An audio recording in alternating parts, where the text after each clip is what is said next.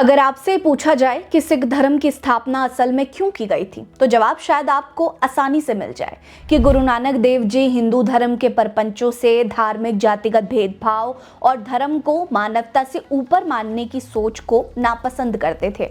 ब्राह्मणवादी घृणित सोच के खिलाफ उन्होंने एक नई सोच को बढ़ावा दिया, जो भक्ति का मार्ग किसी मूर्ति पूजा से तय नहीं करता था, बल्कि उस परमात्मा की भक्ति से तय किया गया जो सबका मालिक है, जिसने दुनिया को बनाया। गुरु नानक देव जी ने कभी खुद को कोई भगवान घोषित नहीं किया, बल्कि उन्होंने अपने आप को केवल दूत कहा, जो संसार में मानवता को बचाने के लिए आए थे, जो लोगों में बराबरी की भावना भरने के लिए आए थे, जिन्होंने संसार को आज के कर्म पर विश्वास करने की सीख दी थी। एक तरफ जहां हिंदू धर्म में ये कहा गया कि जो व्यक्ति कर्म करता है या कर रहा है वो उसके पुराने जन्मों का फल है, वहीं सिख धर्म में गुरुओं ने इस बात को सिरे से नकार दिया। सच तो ये है कि सिख धर्म में पुनर्जन्म को मान्यता ही नहीं दी गई है, लेकिन जहां हिंदू और बौद्ध धर्म में पुनर्जन्म को मान्यता दी जाती है, तो सिख धर्म में क्यों नहीं? अपने इस वीडियो में हम यही बात जानेंगे। नमस्कार, मेरा नाम है रीटा, आप नेटड्रिक पंजाब देख रहे हैं। आज की इस वीडियो में हम एक बहुत ही इंपॉर्टेंट टॉपिक के बारे में बात करने वाले हैं, वो है पुनर्जन्म। पुनर्जन्म को लेकर गुरु ग्रंथ साहिब में क्या लिखा गया है, क्या बातें कही गई हैं, ये जान लेते हैं। आप इस वीडियो को कहां से देख रहे हैं, कमेंट जरूर करिएगा, हमारी वीडियो को लाइक करिएगा, इसको ज्यादा से ज्यादा शेयर करिए ताकि ये तमाम लोगों तक पहुंच सके।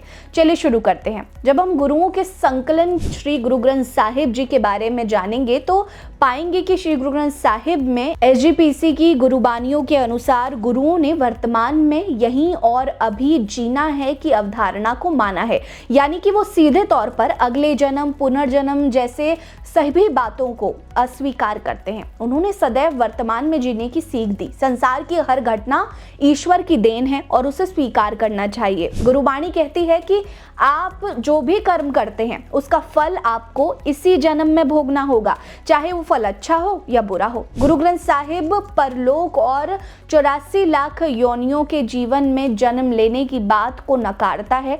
सिख धर्म में मृत्यु के बाद या परलोक की आध्यात्मिकता जैसी कोई भी स्थिति को स्वीकार ही नहीं किया गया है। गुरुबाणी में साफ साफ लिखा हुआ है, जीवन में आगे देखो, पीछे मत देखो। आत्मा की आध्यात्मिकता जागृत के लिए चिंतन अभी से ही करो।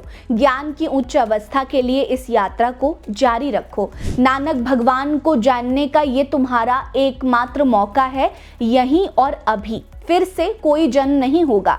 ये एक पंक्ति ही काफी है ये समझने के लिए कि सिख धर्म में पुनर्जन्म को मान्यता क्यों नहीं दी गई है। लेकिन इसी के साथ सेवक सिख पुजारियों के अपने मत हैं। उनका मानना है कि गुरु ग्रंथ साहिब जी को पढ़ते हैं तो पाते हैं कि आत्मा को परमात्मा का ही अंश माना गया है, जो कि निरंतर तब तक जीवन मरण के चक्र में घूमती है जब तक वो आत्मा अपने परमात्मा में विलीन नहीं हो जाती है। हालांकि इसीलिए व्यक्ति कई जन्म अलग अलग योनियों में लेता है और ये कोई कर्मों का फल नहीं बल्कि आध्यात्मिक यात्रा का हिस्सा है। गुरुबाणी में आवागमन का जिक्र है, जिसका मतलब है आत्मा का आना और जाना, और ये आना जाना केवल आत्मा के आध्यात्मिक विकास की तरफ ही ले जाता है। आत्मा को परमात्मा के काबिल बनाता है, उसकी शुद्धि करता है। गुरु नानक देव जी ने आवागमन के चक्र को पूरी तरह से खारिज करते हुए कहा, सृष्टि का निर्माता अनंत और अथाह है, जिसे कुछ लाख जीवन की समिति संख्या में तौला नहीं जा सकता है। सच तो यह है कि इसे गिना ही नहीं जा सकता है। जीवन मरण की बातें पुरोहितों ने न केवल लोगों को डराने के लिए फैलाई ताकि भोले भाले लोग उन पर विश्वास करें और उनका डर का व्यापार चलता रहे। गुरु अर्जुन देव जी ने भी इस पर सवाल किया था कि आखिर जब सृष्टि में कुछ नहीं था तो मानव जन्म किस आधार पर हुआ था और कौन से कर्म इसका मापदंड तैयार करते हैं। सच तो यह है कि जिस परमात्मा ने सृष्टि की रचना की वो खुद तय करता है, उनकी देखभाल करता है। इसीलिए अगला और पिछला जन्म जैसी कोई चीज नहीं होती है। जो अभी भी है इसी जन्म में है। सिख धर्म में पुनर्जन्म की अवधारणा का ना मानना गुरुओं के मत के अनुसार बिल्कुल सही है। आपकी इस पर क्या राय है, हमें कमेंट करके जरूर बताइएगा। हमारे साथ बने रहिए। नमस्कार।